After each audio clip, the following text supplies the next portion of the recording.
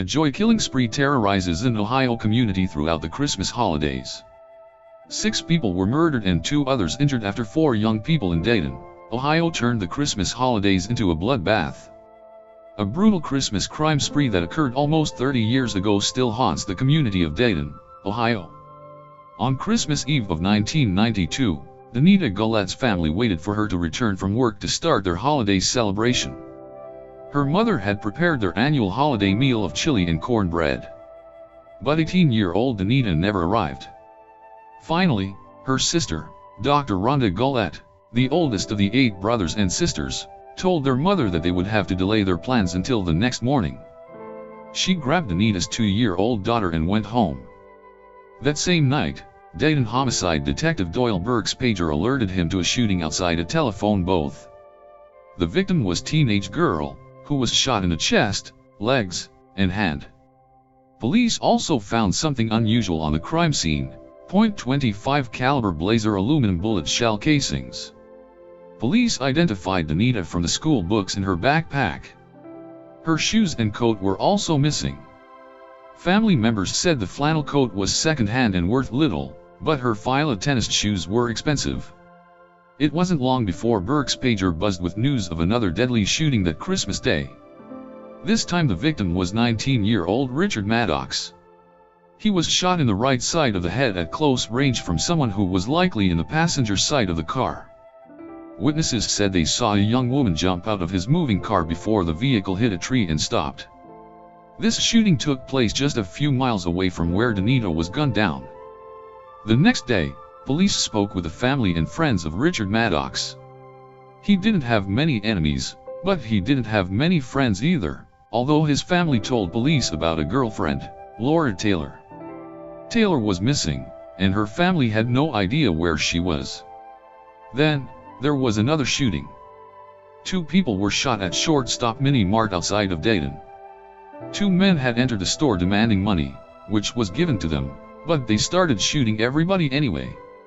Sarah Abraham, who was behind the counter, was shot in the face and killed. A customer was also shot. A part-time worker at the store, Jimmy Thompson, 71, survived by pretending to be dead. Police found the same aluminum shell casings spotted at the crime scene for Danita Gullett. Within minutes, authorities were alerted to another crime, an armed carjacking in the same neighborhood. Montgomery County Assistant Prosecutor James Levinson told Homicide for the Holidays that a woman was filling her tires with air when 2 males, both armed with guns, approached her. One of them pointed his gun at her and said, "You will die today," Levinson said. She ran away as they fired bullets at her, but she was uninjured.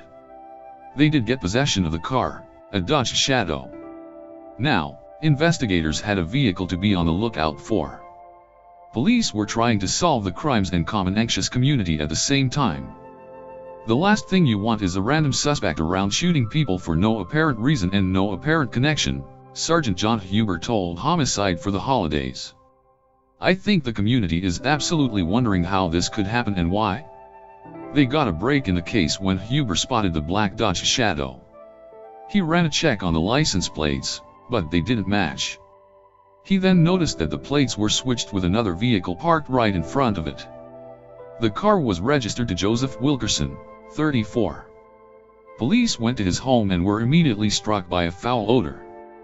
The house was ransacked, and inside they found Wilkerson's body. His hands were tied to the bedpost, and he had been shot once in the head and once in the chest. Investigators also found the unusual aluminum shell casings on the scene. A short time later, investigators got a call from someone claiming to have knowledge about the crime spree. He blamed the so-called downtown posse for the crimes. In the meantime, Huber monitored the Dodge Shadow. He confronted 3 people about to take off in the car. 1 man escaped, but police took the other 2, Marvelous Keene, 19, and Laura Taylor, 16, into custody. They also recovered 2 firearms from the car. The pair were indeed part of a group that called themselves the Downtown Posse. A short time later, police arrested other Downtown Posse members Demarcus Maurice Smith, 17, and Heather Matthews, 20. Investigators questioned the suspects, starting with Taylor first. She never said a word.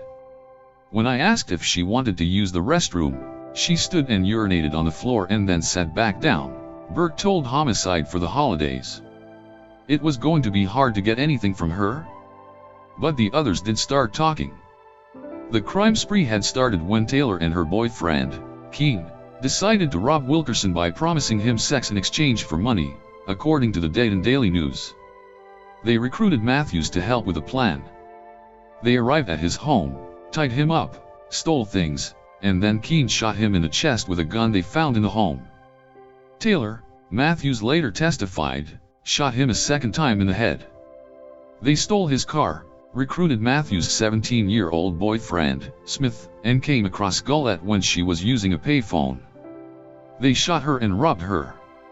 Later that Christmas Eve, they went after Matthews' ex-boyfriend, Jeffrey Wright, but he managed to escape and survive the shooting attempt, according to the outlet.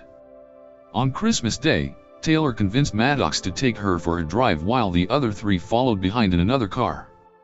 When Maddox noticed the car trailing them, he became spooked, so Taylor shot him in the head and leapt out of the car before it crashed.